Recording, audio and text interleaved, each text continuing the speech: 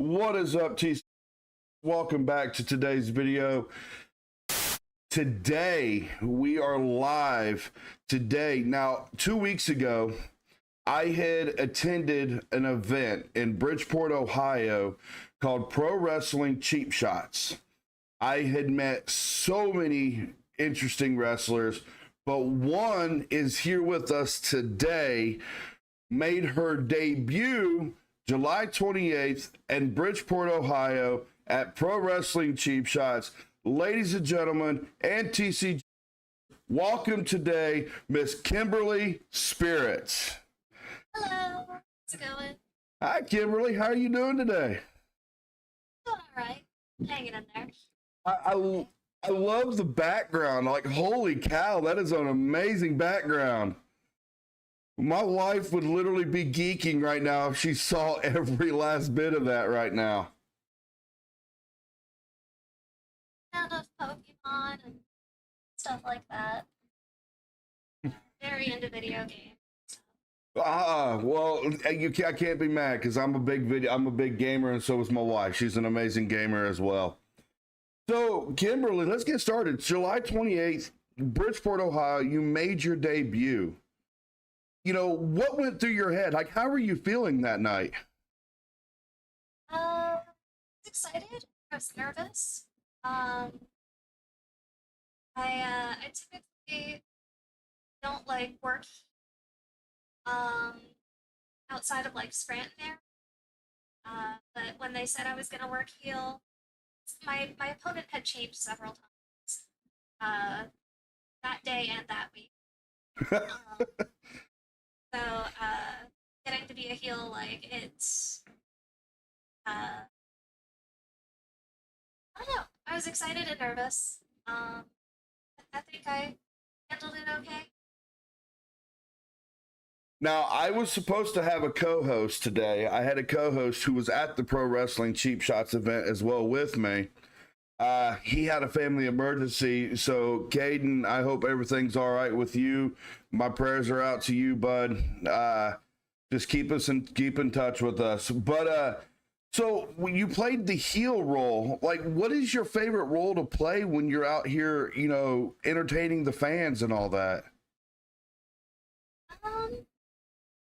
Pretty much whatever they need me to be. Like, I do like being a babyface.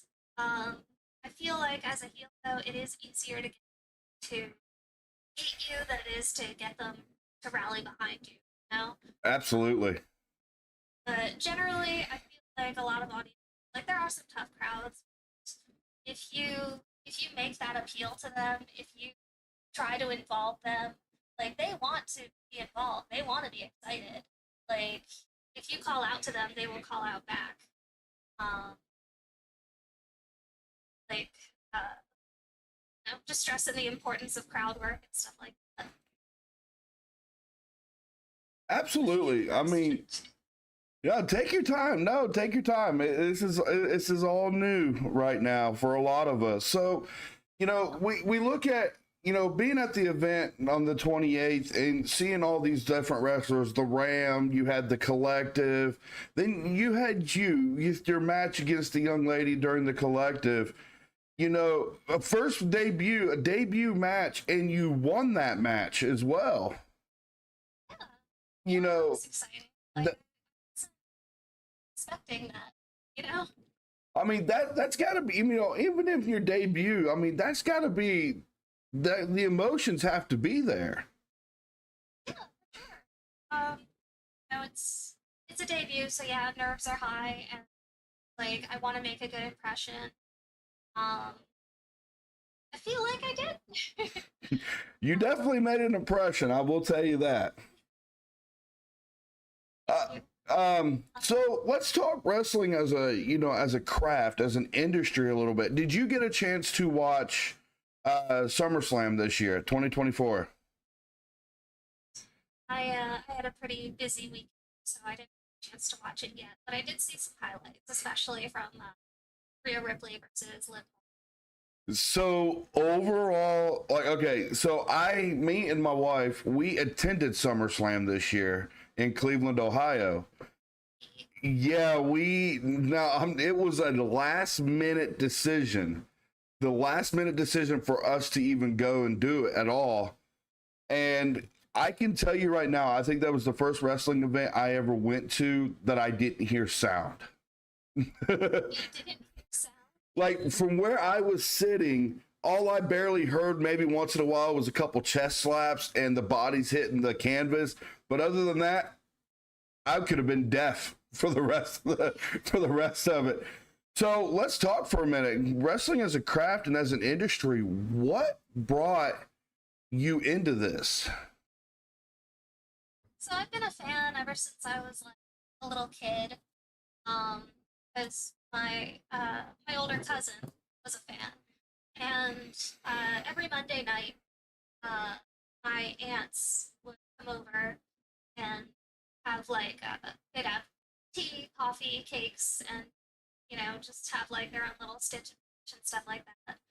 Um, and they'd bring my cousin Sean over, and it was during the Monday Night Wars, so we were like in the other room flipping back and forth on the channels, watching all this wrestling. Um, and I was very taken by like the theatrics, um, the actual like wrestling itself, music and lights, like fanfare that all the wrestlers came out to. Especially like Goldust and the Undertaker. Like those are my favorites growing up. Absolutely. Yeah, and then kind of fell off with wrestling for a while because like those Monday nights kind of went. Um, and then one day I think I was in like seventh grade or something. I'm flipping through the channels and I stop on a channel and I hear saying like, "Oh, it's the Undertaker." I'm like, "The Undertaker?"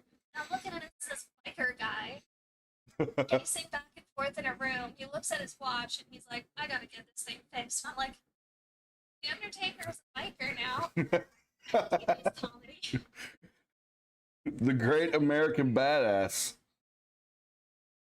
So, So stay tuned in and watching and kind of fell in love with it all over.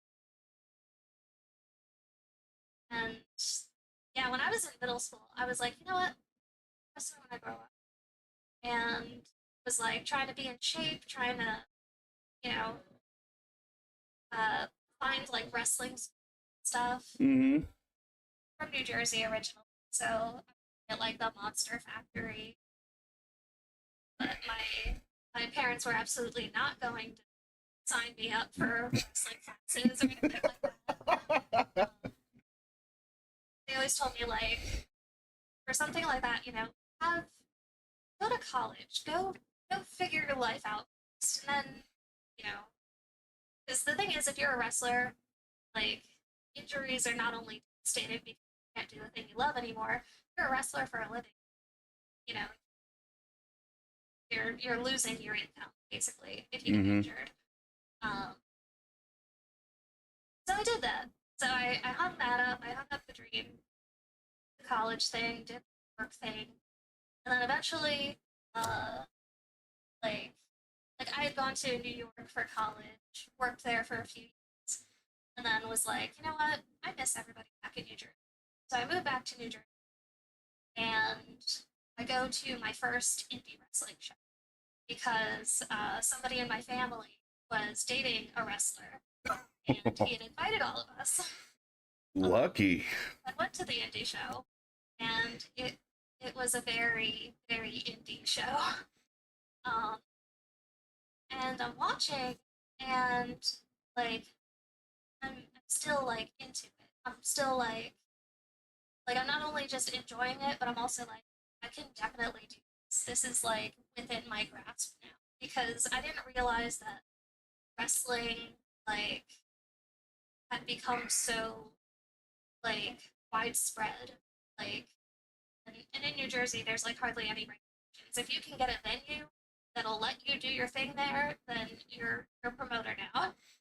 Um, All right. Well, I know where I need to move to now. Absolutely. yeah, there's a few I think in New Jersey. No, I forgot the other. But yeah, there's some you know states that are kind of like the Wild West for wrestling, like no requirements. You don't have to have a doctor or guardrails or anything.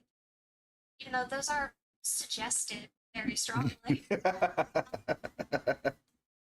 Yeah, like that schools had cropped up like more than just the Monster Factory. I started training at like I wasn't training with old time wrestling, run by referee Jim Molyneux from ECW. Okay. I was training that place. Like I would pay the mat fee and I would train. Um, but I wasn't like a student there. Uh, and Now I've got to ask. I know that had to have got it expensive for the back pocket every once in a while. wrestling in general, or Yeah. Well, with all the training, what comes with all the gear, that's got to get expensive once in a while. my first wrestling attire, like I definitely got the gear because I'm very like I need elbow pads, I need knee pads, kick pads even because like even though I don't really kick that much, like with my shin or my foot, like I'll do toe kicks, but not like actual like roundhouse kicks or anything. But there have been times where I get up on the apron and like I use my shin for leverage and I would bruise the heck out of my shins. So I was like, all right, I need kick pads so I have ouchies anymore. But yeah, it can get expensive, especially when if you wear through them really fast. Yeah. The shoes were the most expensive. Besides gear itself, the actual like attire, like tights and stuff like that, because having them made it gets very pricey. Like I see people who have like a different outfit for every day of the week, and I'm where do you get all this money? Where the hell are you doing this at? Give me your insiders. So, you know, you when you debuted July 28th in Bridgeport, Ohio, you know, did you, you know, like how was the emotion for you at that moment, knowing that this is where I'm at? This is what I'm getting ready to do, and I'm getting ready to come out here and perform in front of maybe 50 to 100 fans. You know, what was your emotions going into this? Uh, like I said, nerve, feeling feeling kind of proud of myself. Um, because like I didn't have connections or anyone in Ohio. Um, so to have somebody reach out like, "Hey, I saw your work and I think you're pretty good and I want to bring you in," like I was feeling pretty good about myself about that. And like it doesn't matter if it's like 10 people or 100. Like I I was excited to show those people, what I can do. Um, and like getting all of them to boo me, like that felt like an achievement. Absolutely. Absolutely. You know, it's a funny little thing because I love in WWE. I love watching like some of the greatest heels in WWE. You know, Dirty Dom. You know, you got Rhea Ripley in there. I guess I. So my little rant and rave yesterday was a little bit about Logan Paul yesterday, and me and the group that I work with, we cannot deny that Logan has become one of the greatest heels in WWE. But his athleticism is uncanny. And like nobody can match his athleticism.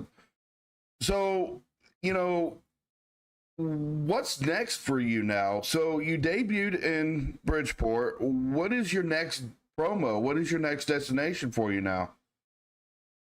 Next destination is August 17th in Seven Valleys, Pennsylvania.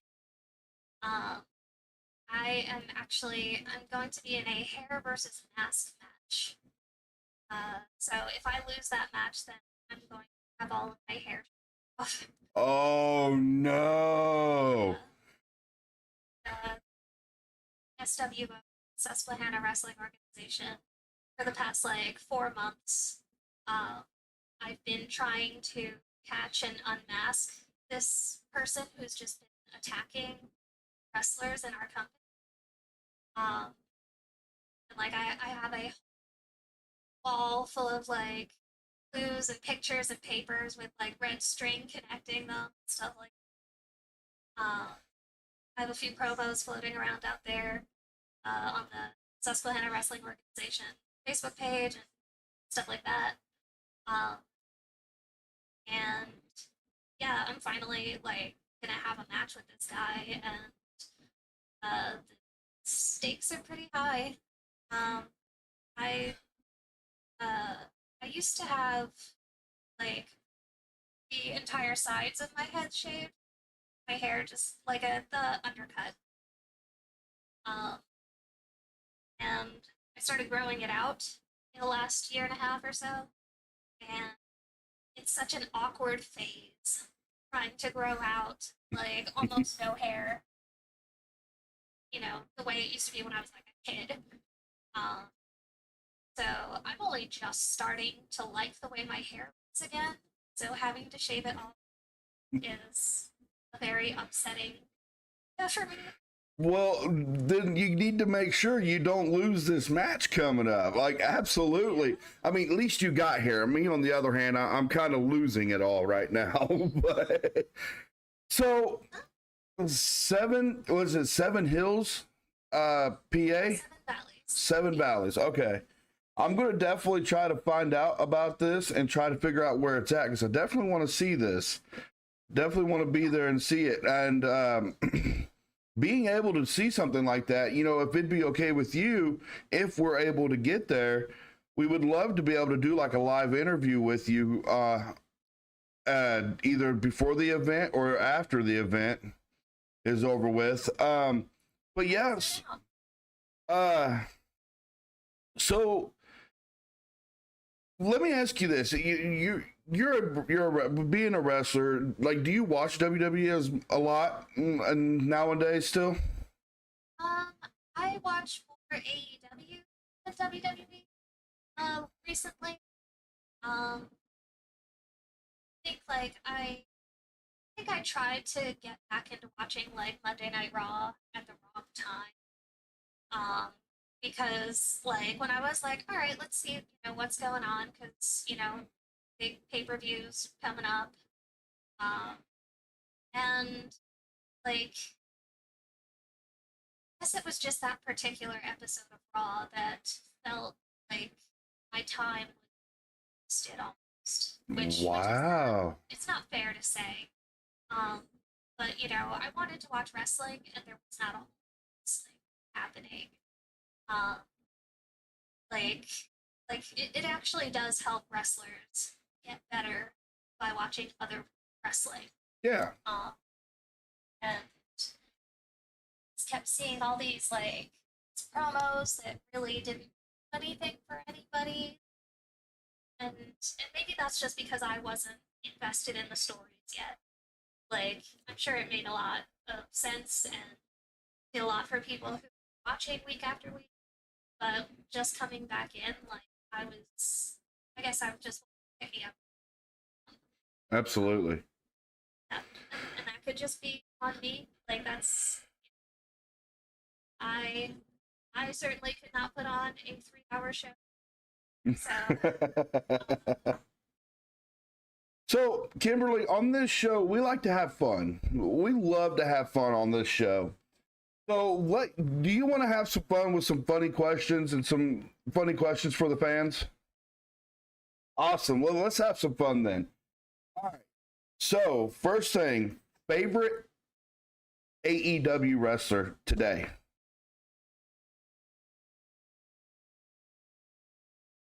it's weird. The first one that popped into my head just now was Orange Cassidy, but Okay. my ultimate favorite might be Hangman. I would have to say my favorite would have to be Darby Allin. I like Darby Allin. That him and his tag team with Sting was a little interesting. It was very fun to watch. All right, so here we go.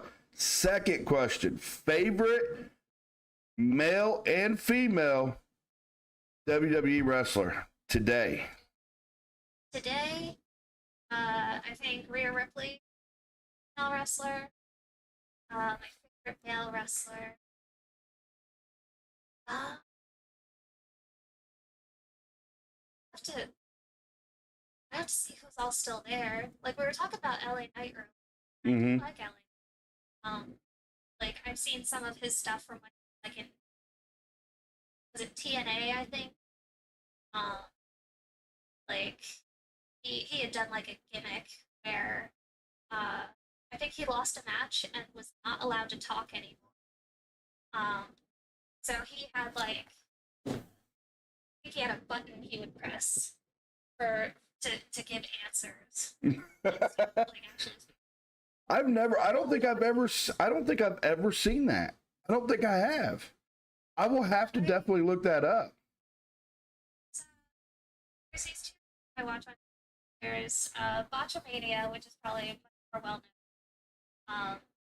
Which it's mostly wrestlers messing up their promos, wrestling moves, um, and like funny little edits here and there. But OSW, like old school wrestling review, um, they're an Irish podcast that like they go through like different timelines and sagas in WWE, TNA, like wrestling from way back in the day. Um, and that's where you pick up these little like what was this wrestler doing at this time? What was this wrestler doing? What was going on in real life versus what was happening in the storyline? Like it's all really interesting. It's, they're also just very entertaining. Awesome. Okay, so let's keep the same question, but let's go back into the past. Favorite female male WWE or WWF wrestler in the past? In the past, my favorite female probably it might be Tom for Lita and Trish Stratus. My wife was a big fan of Lita. Yeah, like I was a goth kid growing up, and seeing like Lita was much like the old kind of punk looking person. Like I liked that I liked her style. Like, I wanted to be her. Absolutely. I think every young female, young lady wanted to be Lita at that point. I've seen back in the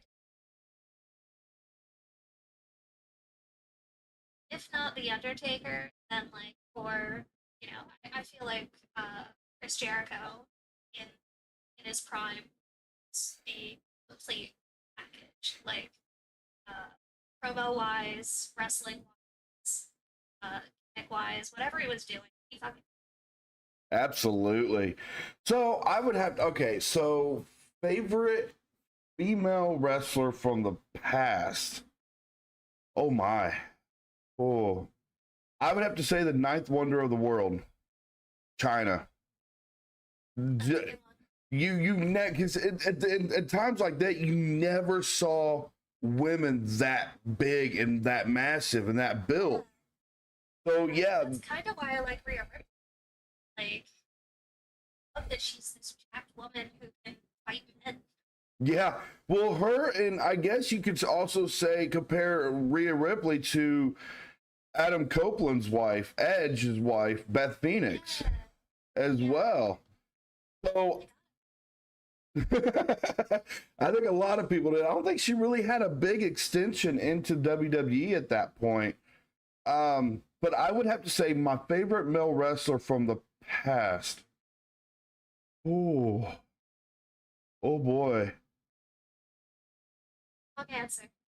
Mm, I would have to go with two of them. It's a tie, and I've always been a big fan of them. The old style Undertaker and the Undertaker then at the time when his brother Kane came out. Those would have to be both of my two right there. I can't forget the mouth Also, Dwayne the Rock Johnson as well, and also Stone Cold Steve Austin. But I mean, every little kid wanted to be mouthy like Stone Cold, so I mean, I guess that's a role model to look up to. It was a weird thing being in like third grade, like second grade, and kids yelling "suck it" on the playground and stuff, and me being like, "What is happening?" Like they're doing the chops, and I'm baffled by it. So I was me and the guys with here in the podcast. We had been discussing, SummerSlam 2024, and the first match during SummerSlam was Rhea Ripley and Dominic Mysterio versus Raw Women's Champion Liv Morgan, and we were all talking. This whole match between the both of them almost sounds like Eddie Guerrero and China when Eddie cheated on China with Victoria. So, what is your thoughts? Now, I know you said you saw the highlights of the Dom and, Rhea and Liv Morgan match. What was your final thoughts after seeing what transpired? Final thoughts were just that Rhea Ripley, um, and I don't know if her shoulder popping out was, if that was a work or if it was real. Um, I don't know, but my shoulder hurt every time I see it. Like, my shoulder just kills me every time I see it now. yeah, I work because like that would have to just be too painful to continue. Like I've unfortunately been in a match where my opponent dislocated her shoulder, and it is Oh, not it is not something you just work through, no. especially if you still have to live, still have to reach people. Like, it was her right arm, wasn't it? Yeah, it was her. Oh, crap. Hold on. Let me look. I think it was either her right or, yeah, I think it was her right shoulder. I think it was her. So yeah, if she's, I don't know if she's right or left hand. Anyway, very painful. And I Um, believe, if I'm correct, I believe that was the arm she had already had injured that she was just coming back from. I really, um, but like, I hope it was over, that it wasn't a legit injury. Um, because she just got back, and like that's like I've had injuries. I've had to take time off because of them. It sucks. It sucks when you're a wrestler, but like when my friends get injured, like I literally start crying. It's like I know how bad it is. So, Kimberly, I got to ask, what is your worst injury you have suffered so far as a wrestler?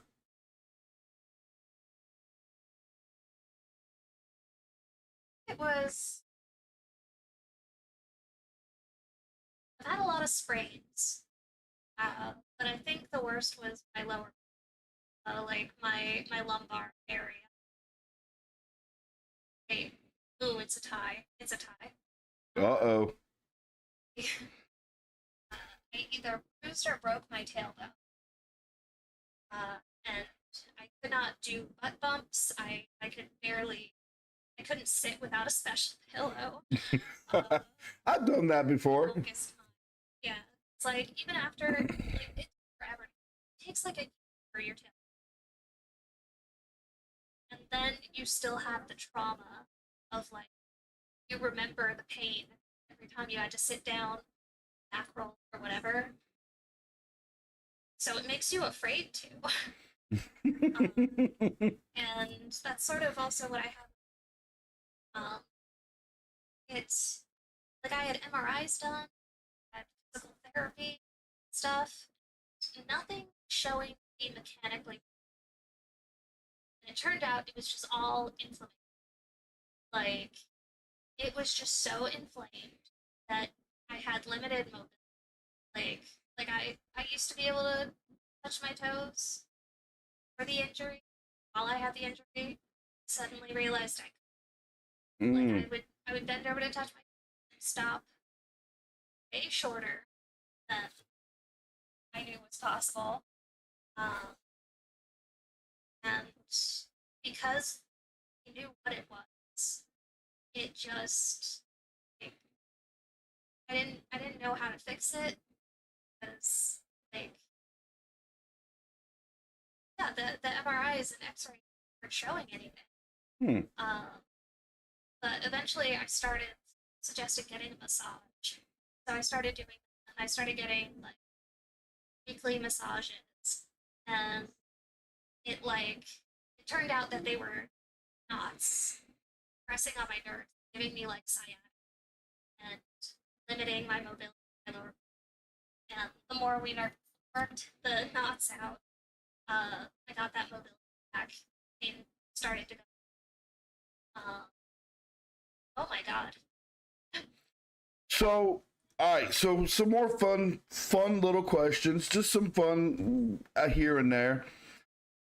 What is Kimberly Spirit's favorite go-to food of all time?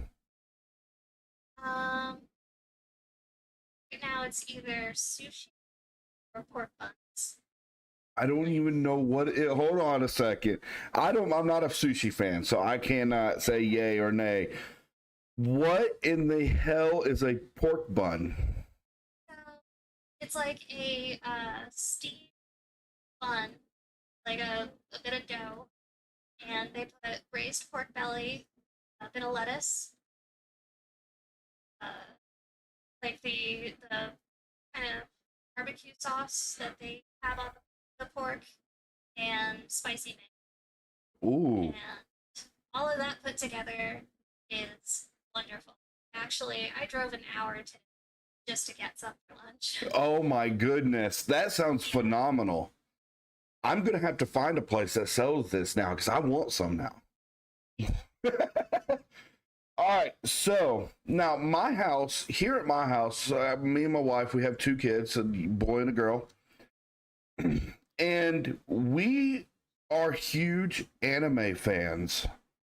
What is your all-time or recently favorite anime? My recent favorite would be Kaizen. Um, my all-time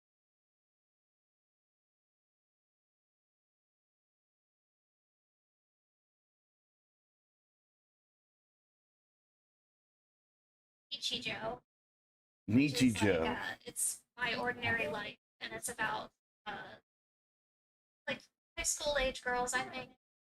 And it's just these little episodes of days in their lives, and it's My it's wife probably classic. has heard of it. I don't think I have ever heard of it, but my wife maybe has.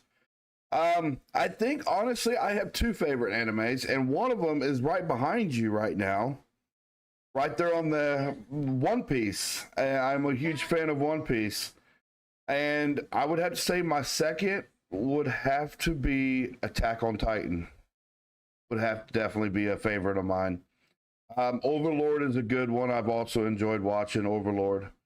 But so you got this massive collection. I mean, as you can see, I don't really have a big collection. I've got the Kobe jersey. I got my Wheeling Miners jersey back here. So I see it looks like Cubone on the far right over here. You got Cubone. There he is. It looks like Ghastly, and then it looks like a superhero Pikachu almost. Cubone, Gengar, Rowlet. It's a million from My Hero Academia, I think. Like, that was a present I got my fiance. Drifloon. This is a Mabari from. That is a Salaryman Pikachu. He's got a little briefcase. That is so cute. Got a Trubbish that's also Kiddo. Magikarp, Slowpoke, Munchlax, Gigamax, Meowth. Oh, Chocobell, and Isabel from Atlas. Oh wow! I mean, you got a massive collection. Yeah, I'm big on plushies. My fiance collects like uh video games and stuff like that. I'm more about just like books and plushies. Books and plushies. I mean, nothing can be wrong. But you see, recently, earlier during the interview, you had said you were a gamer as well. Do you have a favorite video game to play on your off time? Um, they all different kinds. Like I have these have like fixations with food and also with video game mechanics. So like there'll be like one food that's like that's my go-to snack for like months. Um, and then with video games it'll be like, all right, I want to do turn-based RPG. And then it's like, okay, this is too much brain power. Just action now. But lately I've been playing Elden Ring and Baldur's Gate 3, which are, you know, Baldur's Gate 3 is more of the RPG turn-based style, and Elden Ring is more the action, you're not even allowed to pause style. I have not had a chance to play Elden Ring yet. I heard it was fun. Now, don't get me wrong. I heard it was an absolute blast. But I have definitely been playing Baldur's Gate 3, and I absolutely love it. I have a half-orc barbarian that I'm working with right now, and I named him after one of my favorite characters off of Overlord, Calcitus. And he's big. He's big and he's mean, okay? I'm big, but I'm not that mean, I promise. So, no, go ahead. Sorry, go ahead. I didn't mean to interrupt you. Elf monk named Edie that it's actually based on my D&D character. That Whoa, wait a second. Did I just hear the three words that I absolutely enjoy hearing, D&D?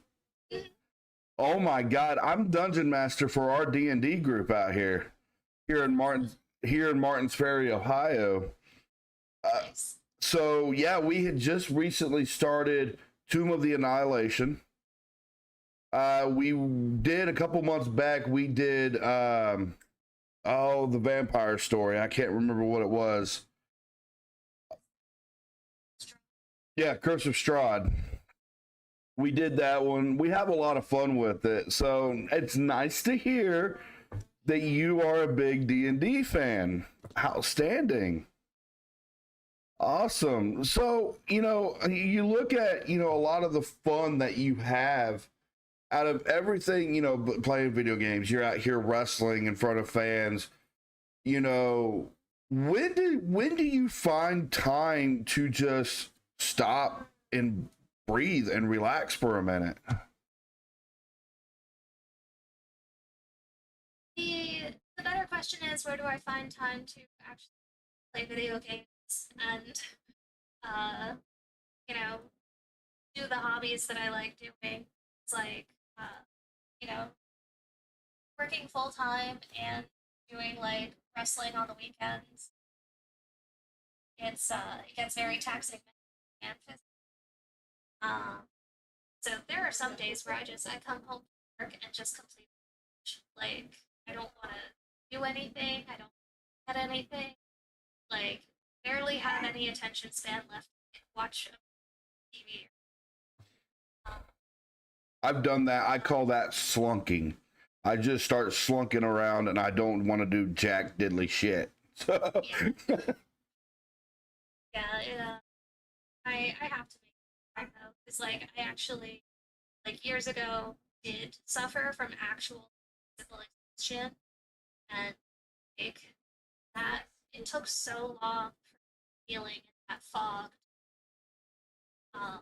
to like recover from. And so I have to be vigilant about if that's coming on again. I have to and make sure that I take care of it so that I will have time to play games and that I will to do anything else. So I make that time in the hopes that I'll be able to enjoy myself more. Absolutely. I mean, I think, one of my biggest things, as a military veteran, I suffer through PTSD. And, I have to find time for myself a lot of times, just to kind of escape and get away and be like, okay, I'm fine. I just gotta calm down. I just gotta relax. So I think, constantly, being busy, for you guys, for wrestlers mostly, it's hard to kind of just find that solitary moment that you need, so Seven Valleys, PA, August 17th, at what time? Doors open at 6 or 7, and then bell time is 7. All right. So has Miss Kimberly Spirit figured out who her opponent is, who she's been chasing after? I think that having this match is the closest I'm gonna get to unmasking him. So this has to be. I just have to make sure, like, once I get my hands on it, I can't let go. Absolutely. We can't see you bald. We got to keep the blonde locks going here. We got to keep them. Yeah. So, I don't want to take up a lot of your time. I think I'm already in the almost 40-minute mark here. But, seeing you July 28th, you had your first I was about to put you in the WWE. How do you feel about that one? Holy crap. Seeing you during the Pro Wrestling Cheap Shots event, so for you, it's like just a continuous climb for you now? Like you got your first win in Pro Wrestling Cheap Shots and your debut. What's the next step for you now? Like, how do you continuously keep climbing this ladder? Sure that I'm even climbing anymore. I feel like I'm more so making like lateral moves. Um, like, if I'm honest, I'm not sure how much longer this or like it's eventually physically. Um, so have the understanding that I'm here for a good time, not a long time, and I'm just trying to have as much fun as I can, wherever people may, um, or even like I am starting to kind of pick because like used to think I wanted to wrestle every single weekend and have all these books, my name out, all that stuff. I think I sat down and reevaluated like earlier.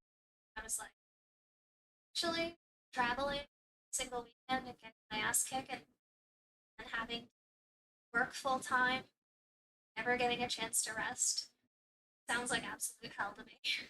It does sound like absolutely like an absolute shit storm almost. Yeah, so like maybe and just doing my best there, getting it all out there, and doing it as long as I can and having as much fun as I can. Like I've been harping about it, but I don't want people to end up like me, where there does come a you're so worried about this or that. Pick apart your methods and the parts that you hated, that you don't look at the parts that you like, and that you're not having fun anymore. Yeah. Like that's when I really had to stop and all right, what do I do to enjoy myself doing it's because like, if I'm not enjoying myself, then Absolutely. So I have a question from one of my viewers right now. She works with us with TCG Sports, and she asks, Kimberly, what is your finishing move? right now, like I am in the market for a new finishing, but right now it is the graveyard shift, which is it's basically Charlotte Flair's natural selection. Nice. Okay, we go. All right, so we modeling after Charlotte Flair. I got it. Okay, we got you. We got it. Outstanding. So, Like, you said you've been. I would love to see somebody else do the figure four. I think that would be really cool. Come on, you got to do it. Seven Valleys, you got to do the figure four. good way to hold them in place while I'm trying to get the mask off. It actually worked. I'll have to figure out like which leg goes where because I think I best one out like when I was doing cosplay wrestling and I was Charlotte Flairion. We were doing a Pokemon championship and put in the figure four, but I was so frazzled and nervous that I forgot how. So I'm not sure I locked it in correctly. All right, come on. So, Kimberly, you gotta get the figure four at Seven Valleys. You gotta lock in the figure four. And if me and my wife were able to make it there, you will hear me in the background. Do the figure four. Do now.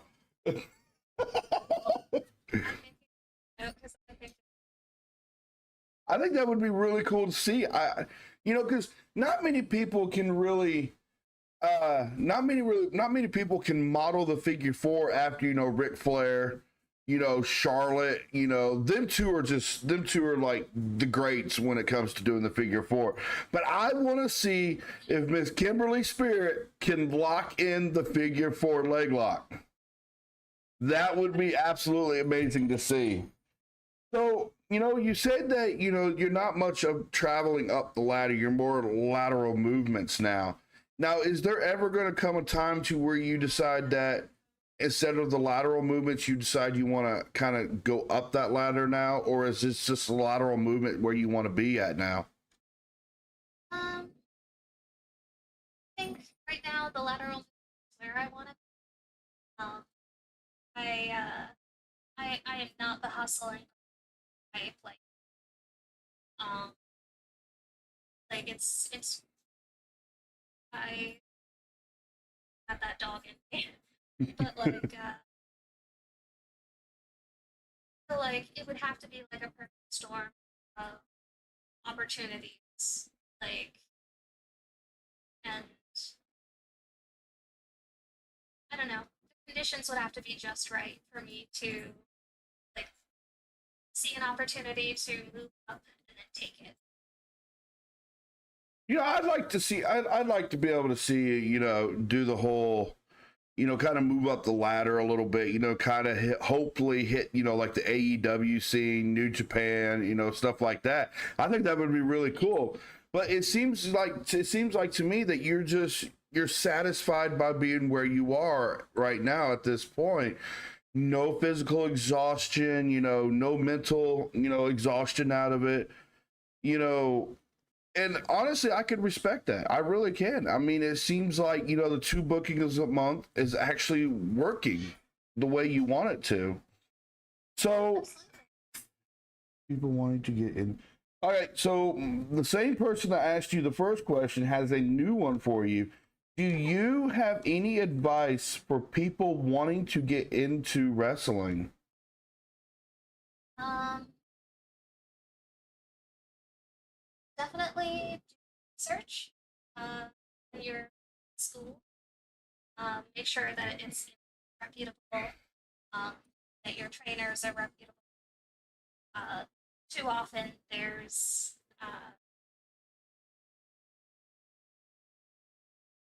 stories of trainers either taking advantage of their students, bullying their students, um,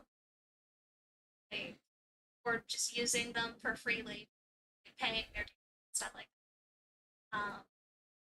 Like there is a lot you have to protect yourself from. Absolutely. Especially in nowadays. Nowadays, it's there. You have to keep your eyes open constantly nowadays. Yeah. Um, so, like there's rumor mills and stuff like that, but usually smoke is fire. Um, just make sure you're looking out for yourself and for others. Um, and please wear knee pads. That's just a personal thing for me. Whenever I see wrestlers who don't wear knee pads on TV or on the indies, I think crazy because whether you wrestle or not, one day your body is going to decide that you're knee, and let's not speed that along by not protecting them. Absolutely. Absolutely. Yeah. So, I can honestly say, so, most injuries, and, we were discussing your injuries. Now, I've never wrestled before. Now, I had the little fake wrestling with my kids, stuff like this, I think one of my worst injuries I ever had, other than tearing my ACL when I was playing football in high school, but I think the worst I've really dealt with was when I blew my shoulder out in high school football. Like, I absolutely destroyed my shoulder one night, and I left the game, ended up going to the hospital. My dad was the football coach that year, and I ended up going to the hospital, and I had 3 doctors put my shoulder back into place. Oh my. Yeah. And they gave me this really thick, like, rubber mouthpiece to bite into. And the doctor was like, open up wide. And he shoves it in my mouth. He goes, now bite. It's going to hurt.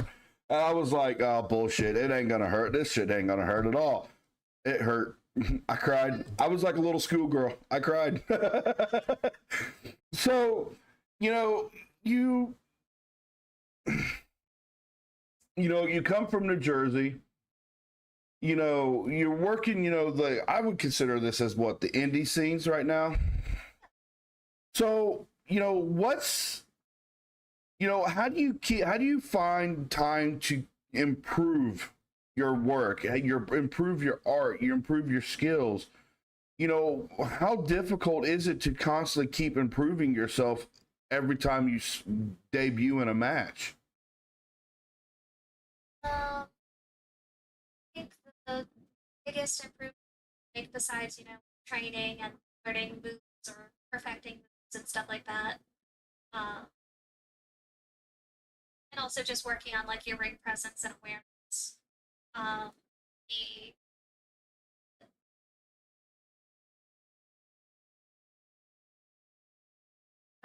Oh, what's the question again? It'll come back. how do you keep up with your skills? Like, how do you work yourself in? So earlier I said that watching wrestling actually help you be a better wrestler.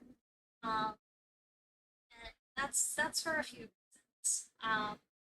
It's good to either have or develop like a critical eye for wrestling. Because it's like watching a movie as a film student versus as a regular, like, where you're looking for technique, you're looking for psychology, all these different things. So watching wrestling, whether it's on AEW, WWE, or more recently, I've been watching like other indies. I'll just put in like a name I heard or that I keep seeing on like posters and stuff nearby. Like local promotions.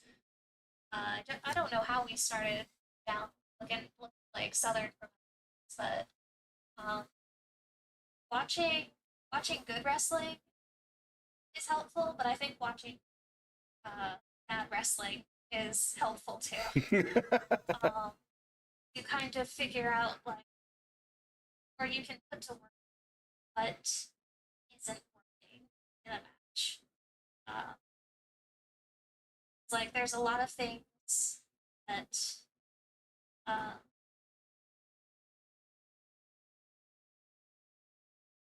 hard to explain. It's like there's more to wrestling than just the technique and the craft and like the crowd work and the psychology. There's a flow to this like match. Absolutely. And the thing, and it sounds like silly speak, but the big thing that crowds are in is the kaboom. Yeah. They like when people they cheer when bumps are happening. Like if you watch a wrestling match on mute, it's very different than when you can hear. Um, so like see matches that are like they are technically very impressive Mm-hmm. because you're a wrestler or you're just very into technical wrestling. You love seeing the grappling, you love seeing the back and forth reversals and stuff like that. But for a lot of uh, people who watch wrestling, they just want to Yeah. they just want someone to get slammed or jump off of something. Like Absolutely. Absolutely. I don't know. Like I said, I'm a big guy, so I wouldn't know how I would feel having somebody smack me in the back with a chair. Like, it's, I guess it depends on who's doing the smacking. Because there are ways to make it look like you uh, putting your full force behind a chair without actually like getting hit with a chair sucks. I think I've taken one or two chair shots to the back. Um, and as far as I remember, it wasn't that bad. Like in the moment, like uh, if you've been wrestling, then your adrenaline's going. A lot of people don't realize that they're hurt until after the off, an hour later or so. Um, so like usually I'm pretty okay with a lot of big hardcore related like chair shots or endo sticks and stuff like that because I'm like yeah in the moment I'm not gonna feel it unless you hit me wrong in the wrong place. absolutely. Yeah, I know. I mean, after you getting hit, after your adrenaline wears off, you were like, oh, hey, where'd that welt come from? Oh, Yeah, get the mystery. absolutely. So, Kimberly, like I said, we enjoyed having you. It was an absolute blast, and we are hoping to see you in Seven Valleys, PA, August 17th. Everybody take a mental note. Kimberly said that she is going to try and do the figure 4 leg lock. Keep my hair. Yes, and keep your hair. We got to keep the blonde. We got to keep it. So, at all costs, anything goes now. So, Kimberly, I want to say I greatly appreciated having you today. And like I said, I hope I didn't take up a lot of your time tonight. I didn't have anything else going on. But TCG Sports, this was amazing. I got a chance to talk to one of the up and coming wrestlers from the Pro Wrestling Cheap Shots event. She's an absolute sweetheart.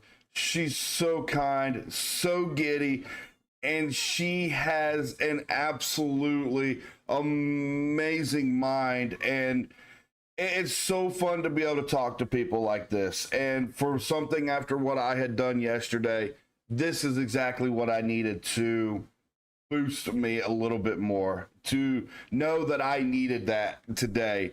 So TCG, I want to say thank you to Miss Kimberley Spirit tonight. And it was an absolute blast. And Kimberly, August 17th, Seven Valleys, 7 o'clock. We at TCG Sports, we will see you there.